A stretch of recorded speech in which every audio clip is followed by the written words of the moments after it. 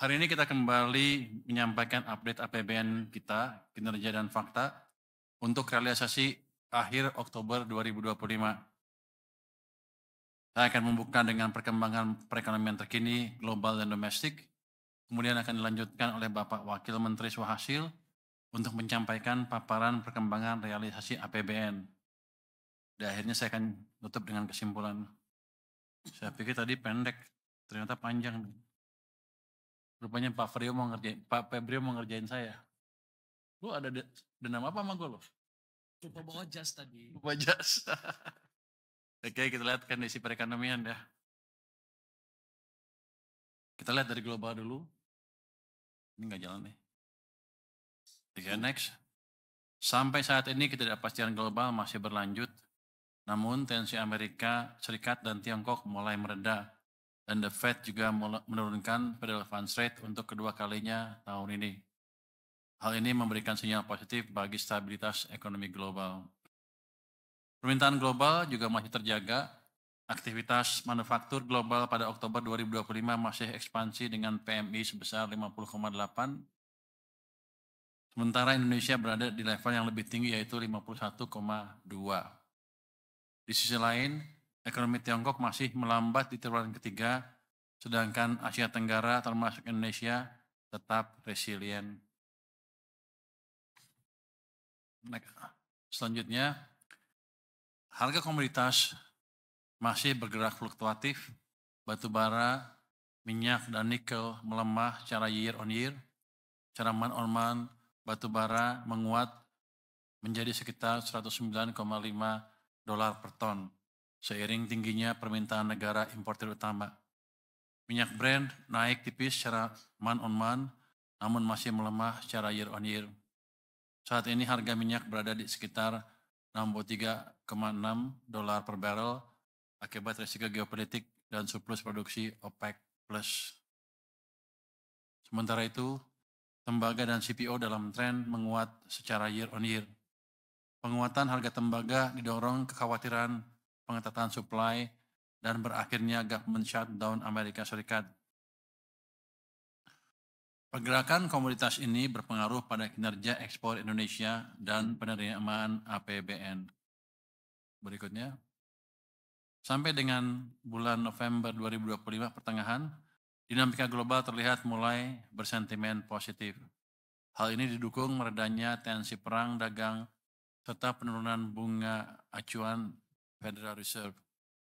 Untuk nilai tukar, sebagian besar menguat terhadap dolar AS. Rusia, Brazil, Meksiko hingga Euro menunjukkan apresiasi kuat. Sementara rupiah masih mencatat pelemahan 3,7% year on year, year to date. Jadi 3,7% year to date ya.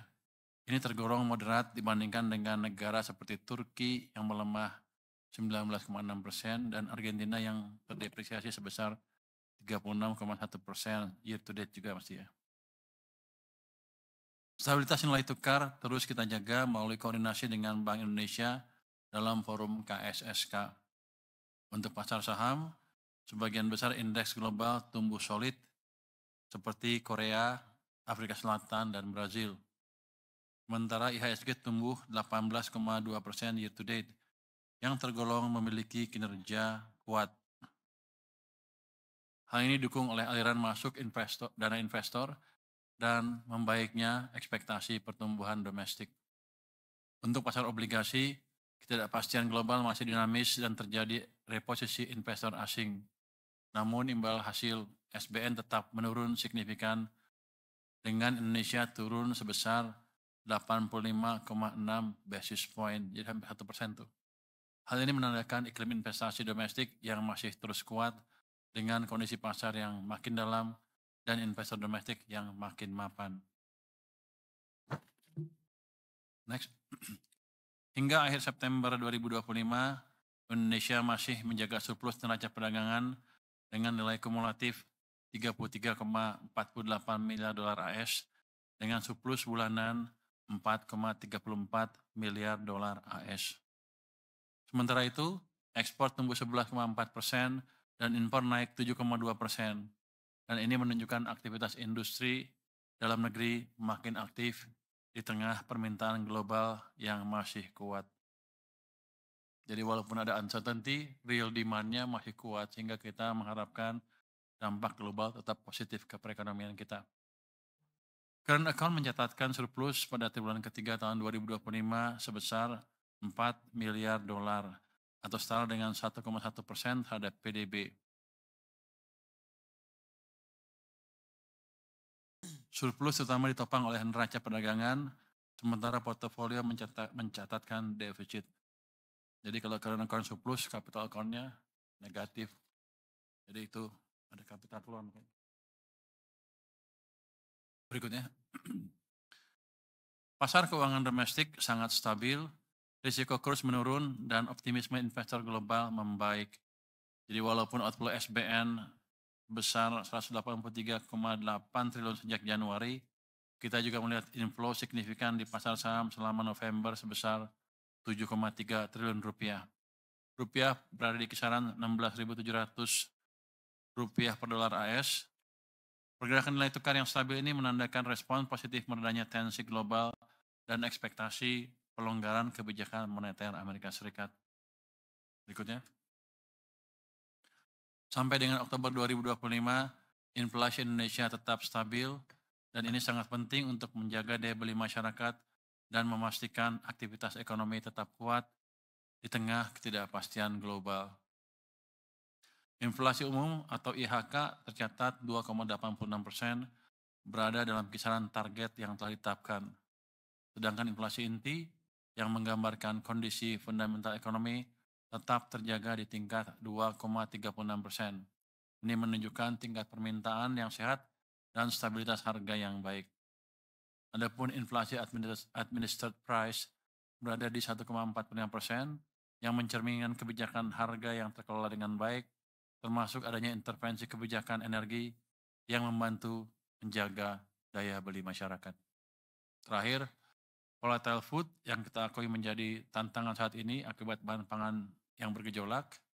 Namun begitu, kita lihat bahwa pemerintah berhasil mengendalikan tekanan harga pangan dengan cukup baik melalui peran Bulog dalam stabilisasi harga beras melalui program stabilisasi pasokan dan harga pangan, serta penguatan stok pangan strategis lainnya. Jika dibandingkan dengan negara peers, inflasi Indonesia masih berada pada level yang rendah, yaitu 2,9% year on year. Relatif rendah dan stabil dibandingkan negara-negara seperti Vietnam, Afrika Selatan, dan Meksiko yang berada di kisaran 3-4%. Beberapa negara bahkan menghadapi tekanan inflasi yang tinggi, seperti Argentina dengan inflasi 31,8% dan Turki yang mencapai 32,9%. Di kawasan Asia, sejumlah negara seperti Thailand dan Tiongkok bahkan menghadapi deflasi. Ini menunjukkan tantangan dari sisi pertumbuhan ekonomi di kedua negara tersebut. Artinya demand-nya nggak terlalu kencang. Untuk ekonomi Indonesia, next. Di triwulan ketiga tumbuh 5,04%, didorong oleh permintaan domestik dan kinerja ekspor yang kuat, investasi yang resilient, serta optimalisasi belanja pemerintah. Setelah terkontraksi di tahun 2020, ekonomi kita pulih cepat dan stabil. Dari 2023 hingga 2025, pertumbuhan terjaga di sekitar 5%. Ini menunjukkan bahwa Indonesia cukup resilient meskipun dunia masih diliputi ketidakpastian. Dari sisi komponen pengeluaran, konsumsi rumah tangga sebagai penyumbang terbesar PDB tumbuh solid sebesar 4,89% pada triwulan ketiga. Investasi atau PMTB tumbuh 5,04% yang mencerminkan optimisme pelaku usaha. Ekspor meningkat sebesar 9,91% dan impor tumbuh lebih rendah sehingga memperkuat dampak net ekspor terhadap perekonomian. Net trade ya. Konsumsi pemerintah tumbuh 5,49%, jalan dengan akselerasi belanja pemerintah di Q3 yang tumbuh tinggi dan akan terus kita dorong pertumbuhannya di Q4 ini. Kalau Anda lihat, di sini nggak ada ya? Sebelumnya. Di triwulan sebelumnya ya, 1-2 pertumbuhan belanja pemerintah itu negatif. Jadi sekarang kita sudah berhasil membalik arah belanja pemerintah, sehingga dampak belanja pemerintah APBN ke ekonomi jadi positif. Kalau sebelum-sebelumnya jadi ngerem, sekarang pemerintah juga ikut ngegas perekonomian. Triwulan ketiga, triwulan keempat pun akan seperti itu. Kalau Anda lihat, itu kan yang nomor kolom tengah nomor 3 dari atas itu kan sebelumnya 1,37 negatif, minus 0,33, sekarang sudah 5,49. Jadi pemerintah sudah mendorong perekonomian. Oke, dari sisi produksi, sebagian besar tumbuh positif. Manufaktur tumbuh 5,54%. Anda lihat tuh, level yang tinggi kan manufakturnya, yang kiri atas. Perdagangan tumbuh 5,49%, transportasi 8,62%, serta informasi dan komunikasi sebesar 9,65%.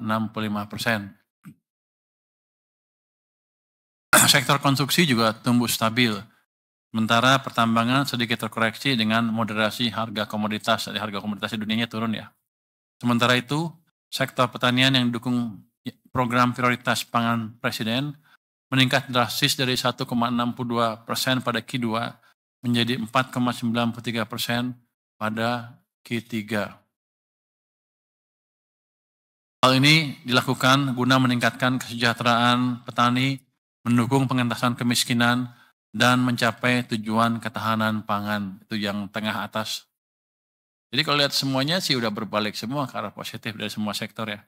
Penguatan sektor pariwisata domestik turut menopang pertumbuhan pada sektor transportasi dan sektor akomodasi dan makanan minuman yang tumbuh kuat pada Q3 yaitu masing-masing tumbuh sebesar 8,62% dan 8,41%. Nggak taruh di sini ya gambarnya. Saya coba lihat sebelumnya, ada nggak sektor hotel? Balik ke slide 9. Oh nggak dikeluarin ya.